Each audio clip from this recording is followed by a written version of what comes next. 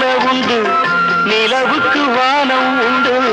மலருக்கு வாசம் உண்டு கொடிக்கொரு கிளையும் உண்டு